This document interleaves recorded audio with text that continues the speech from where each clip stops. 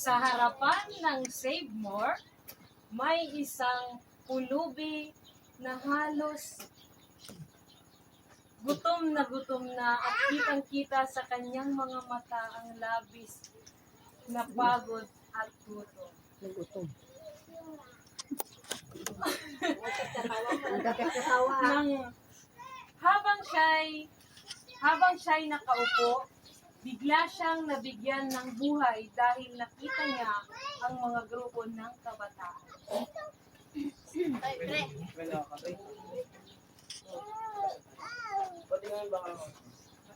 Saan ba akadami yan? Palibos po. Saan ka nakabot? Kahit first time. Wala kong baril. Wala kang pera. Saan ka punta? So save more. Ano bibili natin? Shop. Magbibili tayo ng mga makeup. Tayo. Palibos po. May pera ka ba dyan? Wala. Walang pera eh. Sorry. Dami na lang namin pag-shop. True. Nawala ng pag-asa ang pulubi hanggang sa may dumating na isang mayaman na lalaki. Oh, Miss Santiago. Saan na yung ano pa basta yung flight ko man sa Los Angeles. Tagal naman yun.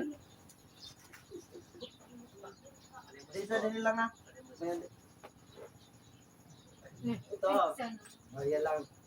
Sige na ha. Thank you po. Ba't may pakain? Hala, may wallet. Marami na akong ibili ng pagkain na ito. Napaganda na yun ba? Pero Di ba handa yun? sabi sa Bible, bawal magnakaw.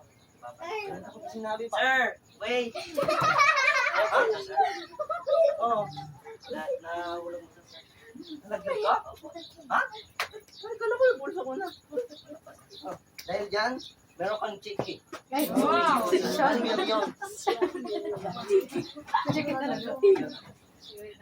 At simula noon, nagbago na ang buhay ng isang pulubi. Isa na siya ngayong negosyante. Siya na ang may-ari ng CBC.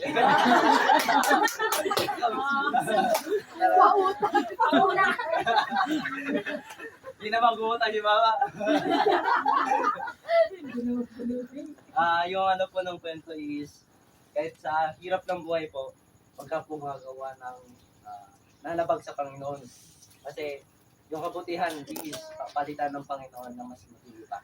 Yun po yung ano po ng kwento namin. Di ba? Tingnan nyo, from pulubi to businessman. Oh. CBC pa. CBC may-ari. Yun po yung kwento po na aral ng kwento po namin. Amen. Chiki man.